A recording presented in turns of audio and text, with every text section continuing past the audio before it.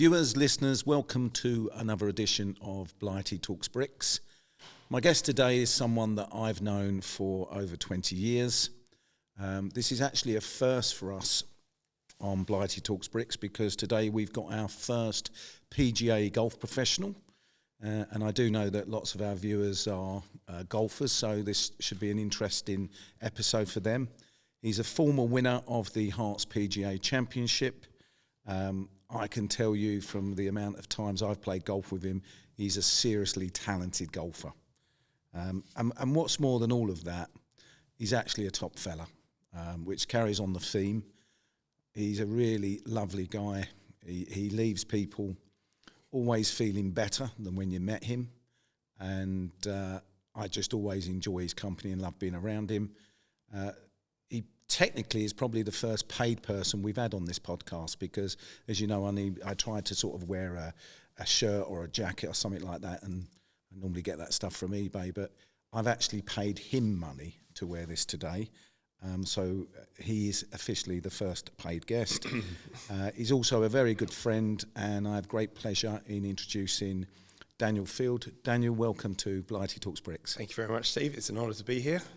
Loving the glasses. I don't think they're real, but I'm loving the glasses. These are given to me by yourself when you did your little launch event, so I thought I'd start with them on, but I think I'm going to take them off because I can't really see properly in them.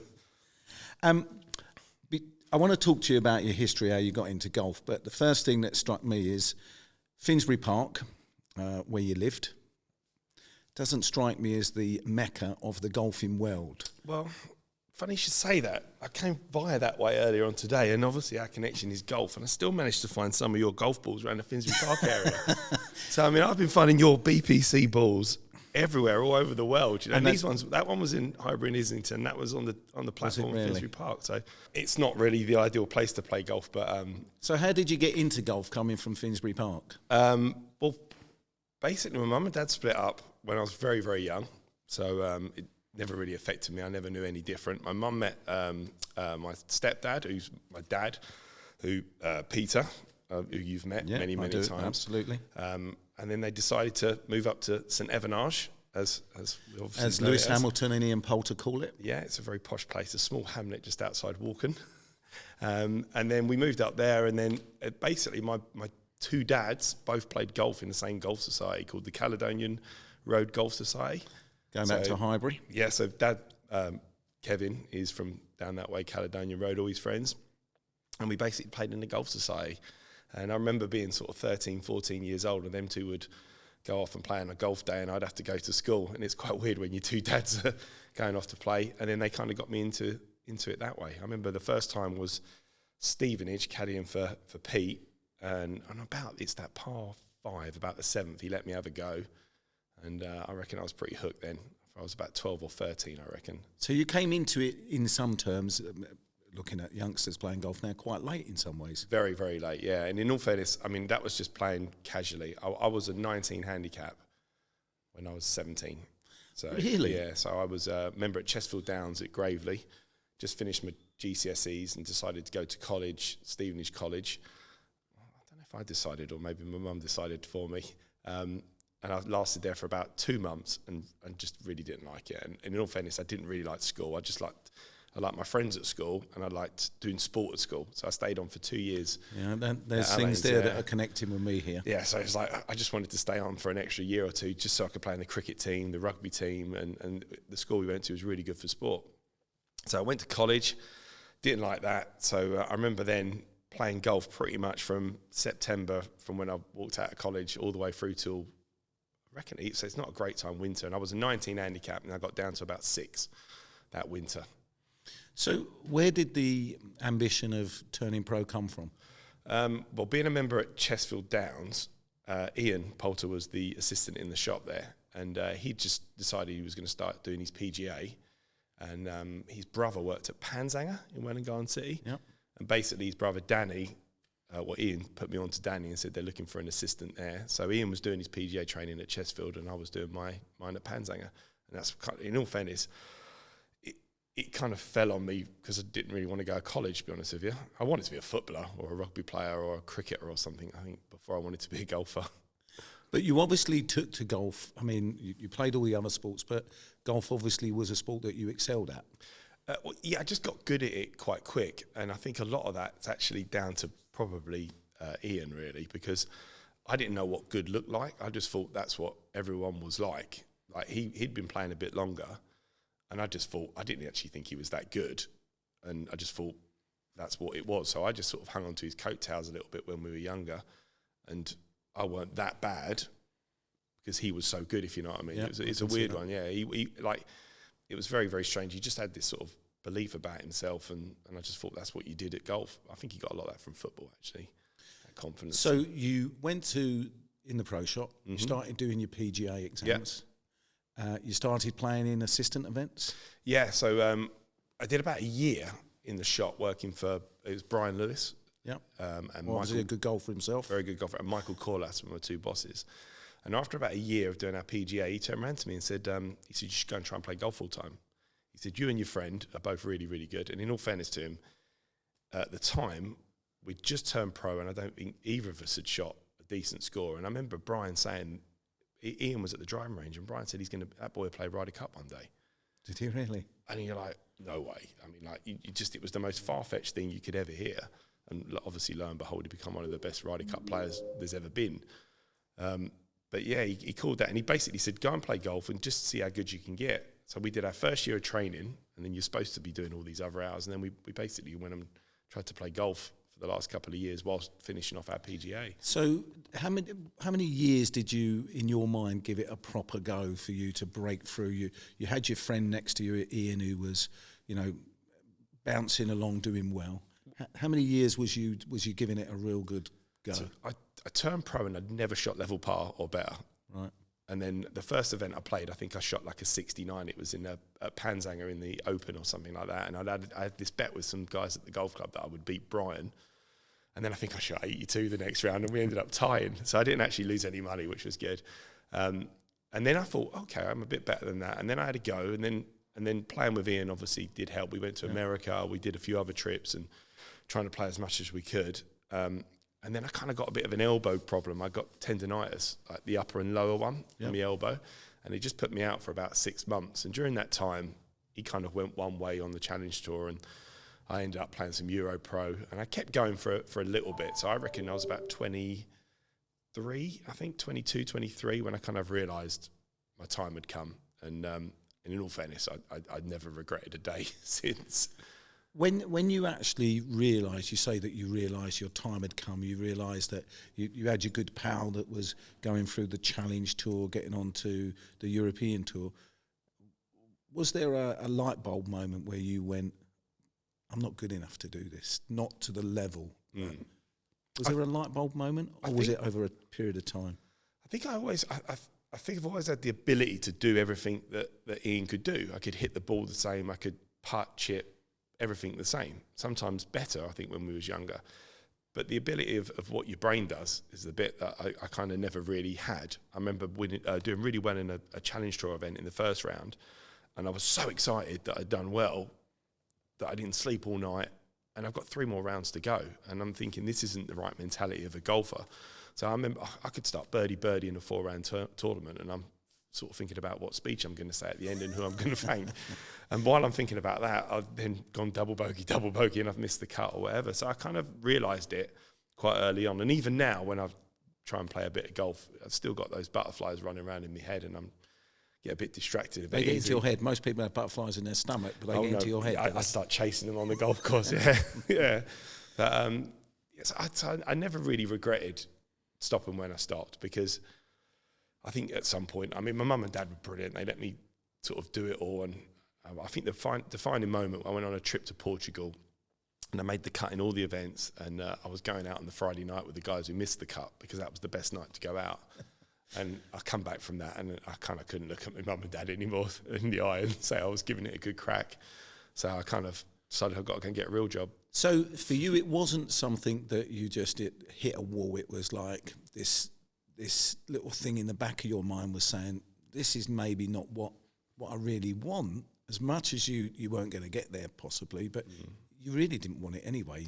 I think, if I had an honest conversation with myself and realised because there is that element where you kind of, it's all great to have a dream and you've got what you want to do, but the reality of the dream is you've got to work this hard to do it. And I don't think I was ever going to work that hard to do it. So you didn't have that, you and I often reference emotional well-being. You didn't have that down moment. It was just a period of time.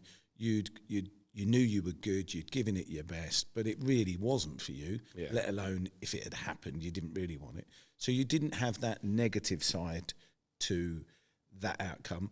But then you didn't just wake up next day and say, right, I'm going to be a club pro now. It's not quite as easy as that, is it? No, definitely not. Definitely not. I think going back to, I think when I was at home, I was always thinking about being away, and when I was away, I was always wanted to be at home. So that was the other part, the tour life part of it. It didn't really work with me. But then I come back from Australia trip. I met Fiona, my wonderful wife. She was really supportive early on with my golfing as well. She was really, she was working at the time. And basically, I was just bumming around playing golf rubbish, and she really supported me through that. But then at some point, I thought, well, I'm probably going to have to go and get a job. And I remember she helped me do my CV, and I applied for an assistant's job at East Herts Golf Club. So that was back in 2002. When we first met. Yeah, and then I think the game, the reason I still love golf now, I've still got so much energy for it, is that it's so diverse. There's so many different parts to it. I mean, there's guys who do sit in a pro shop 6 days a week, but there's so much more to it than that, the events we play and all the other stuff. So I knew that there was something in golf. I knew I didn't want to do sitting in the shop 6 days a week, coaching 4 of them or whatever. So East Herts has been brilliant for that and applying for that job. So, 2002, and I've been there ever since, which is pretty good effort. That job's not an easy job, is it, a club pro? It is and it isn't. It's the best job in the world, but I always said I wish I wrote a book early on about what's stopping you? Well, just all the different. Yeah, I should just start writing them down. You are actually still very young, by the way. Yeah, compared to me, anyway. I could do the memoirs of a golf pro, but the stuff you get asked, it's brilliant. It's honestly, the job's brilliant. You get asked some. You basically. So when the new lads come into work now, we just interviewed someone a while ago, and I don't tell them they're going to be a golf pro and they're going to be on the tour and all these glamorous stuff. I just say to them, right, you now work in a care home. Looking after me. Well, you mean people like me? Well, people can't use their Bushnells, people can't use their garments. I know some of them. Yeah. Or is that me you're talking about? But that is what we do, and it's brilliant though. And if you can accept that early on and realise you're in the service industry and you're there to help your members, you help to whatever they want to do, then it's a great job. You're always going to get a few. So just taking you back, you went into East Herts to be an assistant. You didn't just actually become golf pro. There was a period you worked for somebody in that shop. Yeah. How did that evolve? How did that move on? Was it you? Because you made these things happen for yourself. So I went in as the assistant to a guy called Glenn Colmer, who was brilliant, really, really great coach, really good guy. And then he just sort of lost his way a little bit in golf in about 2006. And just sort of moved out of golf, and I think he just got delusioned by it. He probably was that guy who was in there 6 days a week and probably needed to do a few other bits, but very good. And for my good luck, he decided to sort of move, and the club were basically approached me and asked me if I wanted to take over his role. So I didn't have to interview for it. Well, actually, I did. I did this fantastic interview presentation, again, helped by Fiona. I was all ready to go, and as I was walking in to pitch it to the board, I think 6 or 8 of them were there at the time, it was Keith Charles turned around to me and said, Dan, you've already got the job. Which I thought, oh, for God's sake, Keith, you could have told me that a week ago. I wouldn't have put all the work in. But I did a fairly good interview anyway, and we've stuck to what we presented in that about trying to grow the club through the pro shop with the juniors and the lessons and stuff like that, making us really a fulcrum of the golf club. We want to be the centrepiece of East Herts, and everything goes through us. We want to be the welcoming people there and the people that drives it forward. Well, I mean, listen, I'm biased. I like you as a person. I don't think being a golf pro is easy. I think a lot of members, I think there can be a lot of green-eyed envy from members because it looks, us golfers, we want to play golf. It's our dream to go and play golf every day. When that dream becomes a reality, it becomes a bit different. But we expect you to be up there with the best, alongside the American discount golfs. We expect you to have a shop that's stocked with everything. We expect the best price. We expect to go and use it and then bring it back after 6 months, get our money back. Mm-hmm. When we come for a golf lesson, we get disappointed if we walk in as an 18 handicap and we don't come out as Tiger Woods. Well, that's it. We've got to teach like Ledbetter, we've got to play like Rory, and we've got to sell like Exactly online, that. yeah. Exactly that. So it's not an easy job, but one of the things I just want to do, I mean, normally when I have people from the property world on here, I give them what I call the Blighty Talks Bricks magic wand, and I ask them 3 things that they can do for the housing crisis. I'm not going to put that burden on you, but I'm sure you could do a better job than what this government's doing. But if I gave you the magic wand, what advice would you give to the viewers and listeners? Because as I say, there are a lot of golfers that watch this podcast. What 3 things could we do to actually improve our game of golf as ourselves? If we, bearing in mind that we might not be able to get to the gym like Rory, we might not be able to hit buckets and buckets of balls, we might also not have the cash in our pocket to keep paying for lessons. Although I think taking lessons is paramount, and that's what you should be doing in everything you do, let alone golf. But what 3 things could you give us? Well, number one at the moment, because it's quite relevant, is everybody who comes for a lesson at the moment, their brain is scrambled because they've just been watching YouTube videos, Instagram videos of different golf swings and different. So, number one, stop that. And the reason I say number one, stop that, is because I've been struggling a little bit with my game early in the year, and I found myself doing the same thing. Did you just watching YouTube videos? Yeah, so I literally went on the other day and just deleted all the golfers doing different things. I was looking at Trish had a video about stack and tilt, so I went to the range and tried that, and then I tried something else, and so I've just deleted all them, and I go back to see my golf coach, who I go and see, Lee Scarborough, when I had a lesson before Christmas. I've tried to book another lesson with him, but he's away at the moment, so I'll be seeing him next week. So yeah, 1, stop watching YouTube videos. 2, go and have lessons. But when I go and have a lesson with Lee knows my game and I know Lee, so I'm going for a driving range lesson to work on my swing. If you're going to go and have a golf lesson, and I'm really strong about this, go and have a golf lesson on a golf course if you play golf. Otherwise... What do you mean by that? Because of what I'm hitting off? Well, the whole industry, since I've been doing it, and I've been very adamant, and we do a lot of our stuff on golf course and a lot of chipping and short game stuff, but we do hit balls as well, is that a lot of the coaches, the game doesn't work. To pay someone the money you need to pay him to go out on a 4-hour golf lesson, it's too much money. Yeah. So that's what you need, but it's too much to do. So what we do instead is we get people to turn up at driving ranges for a 30-minute lesson. The guy who's teaching you has never seen you do golf or never seen you play golf. Yep. Name me one other sport or industry that does that. So imagine being a swimming coach, but I've never seen you swim, and we're not going to go to a swimming pool. Yep. I'm going to ask you to lie on that table and just waggle your arms around, and that's how you swim. Well, that's how golf has been taught for years and years and years. And I can't think of another sport or industry that's the same as that. So to me, it's like there is ways around it. Get 3 of you to go out and have a playing lesson for 9 holes, then you can cut the cost a little bit with the pro. So, and those golf, like say, going to that driving range, you're hitting off of a mat. It's a very different feeling. How many times have you landed on a 3x3 mat on a perfectly flat lie on a golf course? No, so it's like playing squash as a practice sport to try and be a tennis player. Yeah. They're 2 different sports. So definitely go and have a golf lesson on the golf course. And 3, we talked about golf, because golf's in quite a good place at the moment. Yep. We mentioned this before, and that's probably down to COVID. Yeah, well, we'll come on to that. So maybe we need to, if we start going into a bit of a doldrum, we just need to get them all together into COVID again, because it worked quite well for golf. And I know it didn't work well for a lot of other things. So certainly those 2 main things, I can understand both of them. What about equipment? So again, right, so this is, I've got to be really careful, because I've got a golf shop and I sell equipment. So I like to sort of, my first customers is why are you buying this? Are you buying this because you want to get better? Or are you buying this because you're a bit of a magpie and you like shiny things? And half the time, if someone's got a driver that's within 2 or 3 years old, the new driver's not really going to make them better. If you go down the stats of last few years, TaylorMade, every year, it gives you 20 yards. Rory hits it 20 yards further. Every year. I mean, he'll be hitting it out of the country soon, won't he? Yeah, so it's not really right. And all the golf balls all supposed to go further. And yeah, so I'd say if you've got something that's in the bag, driver-wise, say 2, 3, 4 years, anything over that, technology has evolved a bit. Iron-wise, it's the same, you know. And this is where it's really hard, because I need to sell stuff to people through the shop. Yeah. But I'm too honest. Your best person to ask is Ash. He'll sell you anything. So So you touched on something there about golf. So we know that you've just given us some great clues there, and trust me, this man does know the game. He's a good teacher. So seriously, there's a couple of nuggets for you people out there to take on board, especially if you want to improve your game. You touched on there COVID. Would I be right in saying that, I mean, you know my views on COVID and I don't want to bore people to death on it, but would I be right in saying before COVID, golf was in a pretty bad place?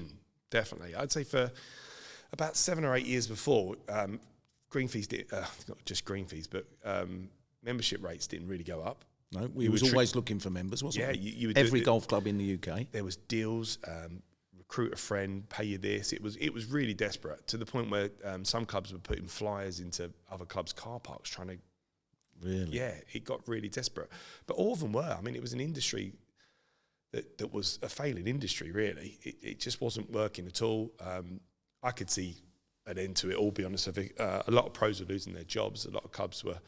in financial difficulties. Yeah, because all the costs were rising every year, but the membership rates weren't. And I mean, green fees were at 25, 30 quid, where they're now at 75, 80 pound.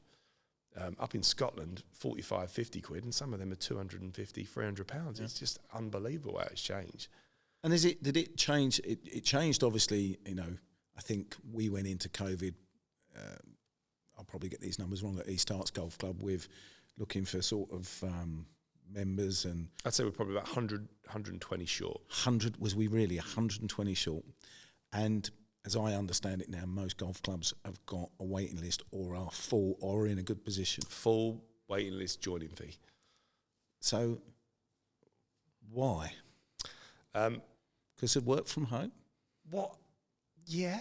I mean, we've talked about this quite a bit, but I mean, what happened was, obviously, everything just locked down.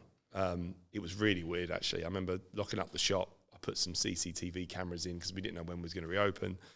We went back a couple of times to check on things. I remember having a meeting with the board at the golf club at the time, who was still the same board, who were brilliant. They all stepped up. Our general manager had just left. And it was just a bizarre time. And then even then, the reopening of it all, and I think what it was, genuinely, is all the gyms were shut, the tennis courts, the squash courts, all the other hobbies you couldn't do. And golf was the first thing to reopen. And now, one thing we will say, because we talked about this before, just before golf reopened, which was around about May time, wasn't it? May time, yeah, May. I think, yeah. There was a period just before where you could go and do exercise, meet up with a friend and go and do exercise, which meant you could go to the golf course, you could walk to East Herts, or drive to East Herts, meet your friend, you could have your golf clubs on your back and walk around for 18 holes. But you weren't allowed to hit a golf ball. And it was like, this is weird. So people were coming up and walking around as exercise. I mean, some of the weird things when I look back on it, I mean, it's 4 years ago now. I remember that you couldn't touch a flag. Well, yeah, I mean, it was a penalty in PGA events. It was a 2-shot penalty if you touched the flag in a PGA event. We're playing for money. If you touched the flag, it was a 2-shot penalty. Did you get COVID if you got the 2-shot penalty? It was really, all these rules were just bizarre. I mean, I think we were a bit like sheep, weren't we? We just 2 meters, don't be more than 6 feet. The day we opened, all the things that we shut the course down. So we opened that first day. It was a 2-ball every 10 minutes. We had volunteers in the car park to make sure people didn't hang around afterwards. I've got some great stories to tell you afterwards about someone who got chucked out of our car park, sitting having a glass of champagne in his car. But it was just, all of it was bizarre. And we shut the course down. We blew a siren at 5 o'clock that night and made everyone leave.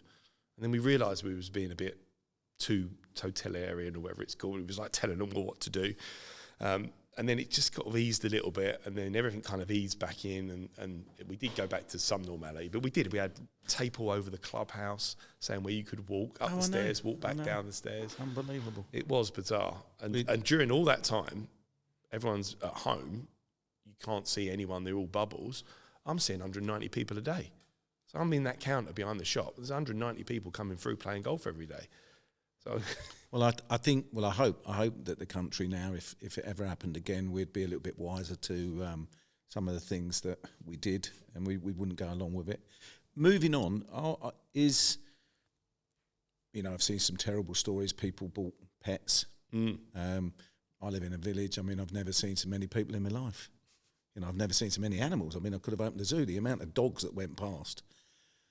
Is golf still in a good position where it can hold itself now? Are we finding that people are having to go back to work? We're now in a recession, which we wasn't then.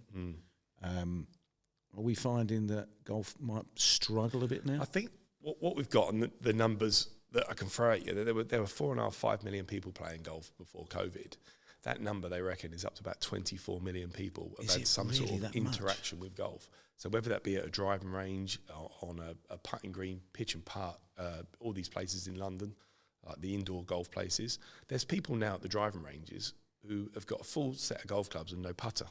They've never been on a golf course. They just go to driving range. Bit like that. It was a bit like that in Japan back in the day, wasn't it? Yeah. So our job now is to, if we are struggling at the moment, we're okay, but we just got to not mess it up. We've got to just not do anything crazy that's going to mess up all these people playing. We've got to try and entice those guys. So that's where I'm really strong for our PGA. We need to get the PGA trying to get those guys into golf. So those people at the moment who are on driving ranges, how do we get them into playing golf courses? How do we find like a way of, they can't all join a private members golf club, but there's plenty of other golf clubs they could, and almost have a filter or feeder system or something like that. We've just got to get those guys playing golf. And as long as we do that and put our focus on recruitment, which is the main thing. I remember a few years ago, the PGA diversified into a bit of a recruitment thing in golf to try and, I think they were trying to battle the GMCA or something. They did a lot of recruitment stuff. And it's all very well doing recruitment, but if you're not planting your seeds early on, you've got nothing to recruit. And I still feel that we're not really doing enough with the kids in the schools. So I would invest, if I had the pot to spend on whatever, I would put it all into getting kids into golf. So in short, we've got a captive audience back. Yeah. We've got bigger numbers than we've ever had. Yeah. And that's a shot for everyone. But we really need to now start thinking, especially the R&A, the PGA. We've got to start thinking about how we get these people and keep them in the game, going back to the grassroots level. Yeah. So it's about recruiting those new guys, but also it should always be. The reason I got into golf, I did it at school when we went up the driving range on one of my PE lessons, and that's what kind of hooked me up a little bit more as well. I was already playing a bit, but then I was going up there. I had a few lessons with the pro up there as well. At Chesfield it was back then, and that's how I kind of got. And you look at a lot of our junior section now, they've come through our academy at the golf club. You look at our scratch team that's full of kids who have come through the academy and the junior section. So there's a pathway, and you've got to keep kids playing golf.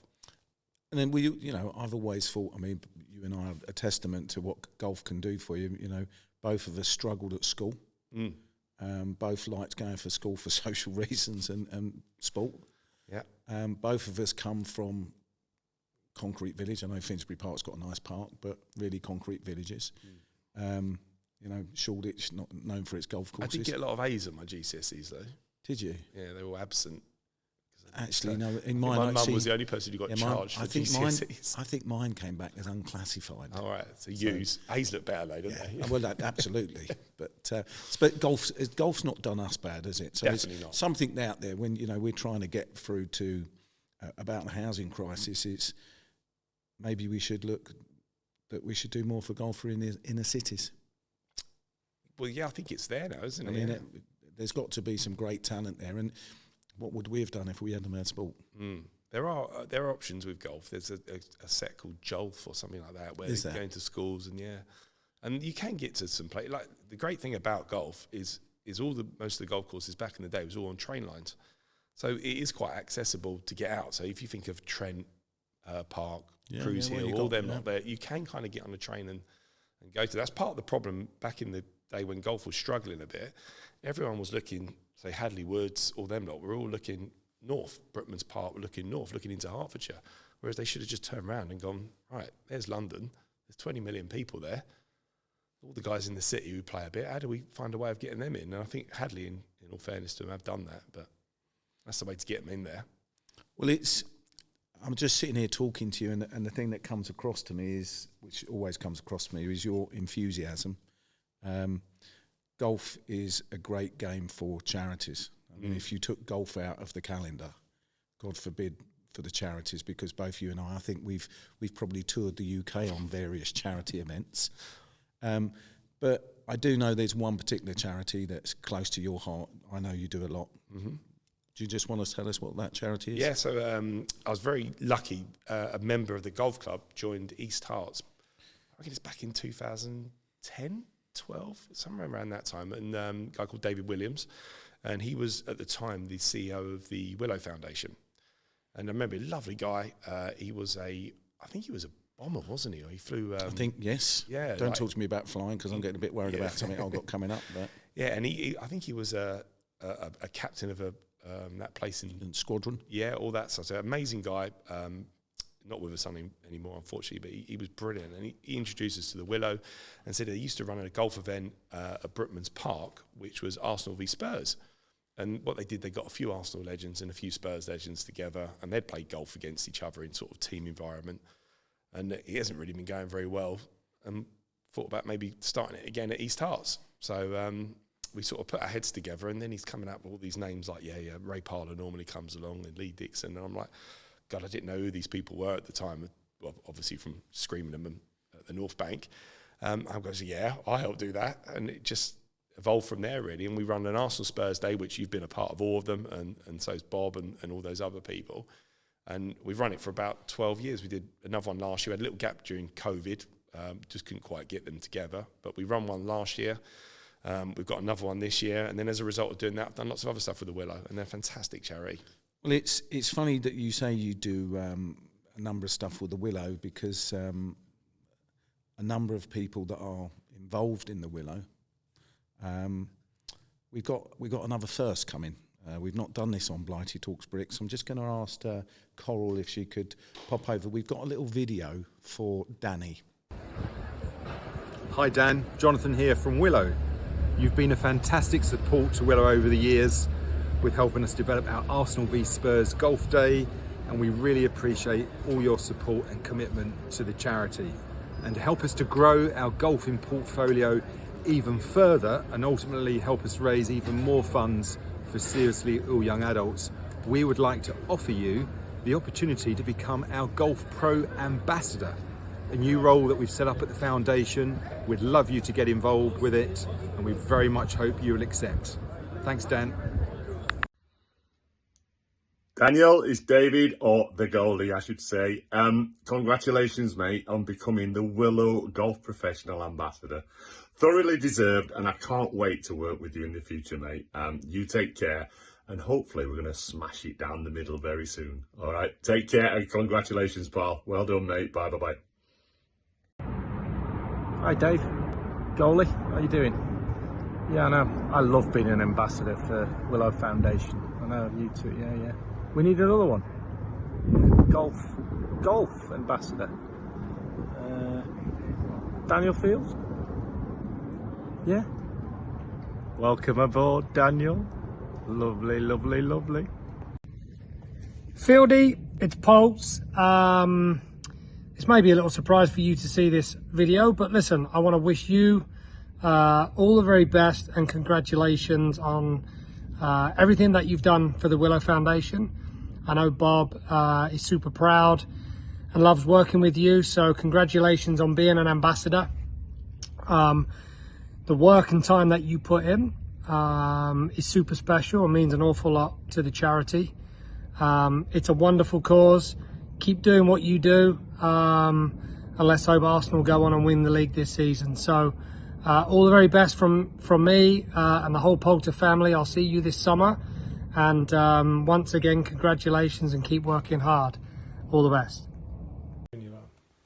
Hi Daniel, Bob Wilson here, welcoming you and thanking you for officially becoming our Willow Foundation professional golfer.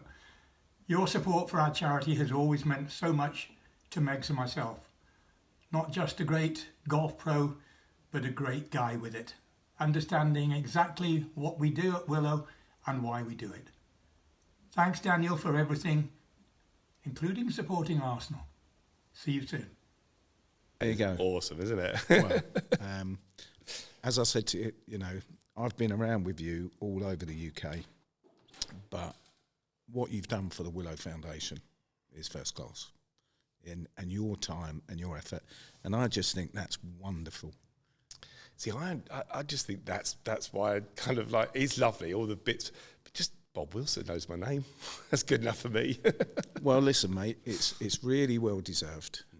I'm really glad that they've accepted and seen what you do, because so many people in charities, not just for the Willow, around the UK. So many people do so much work, give so much time, and never actually just get just a pat on the back. That's awesome. And you know, I don't think it gets better than. Yeah, that's pretty awesome, isn't it? Echoes those messages as well.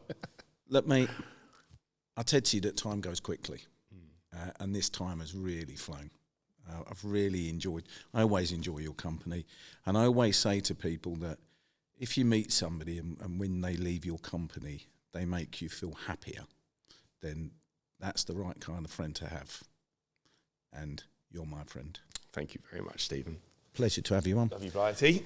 Viewers, listeners, to another episode comes to an end of Blighty Talks Bricks. Another first for us. I'm really pleased that Danny could make it today, and he's going to do an even better job than he's done now in the Willow. But I hope you're all well. Take care, be safe. See you soon.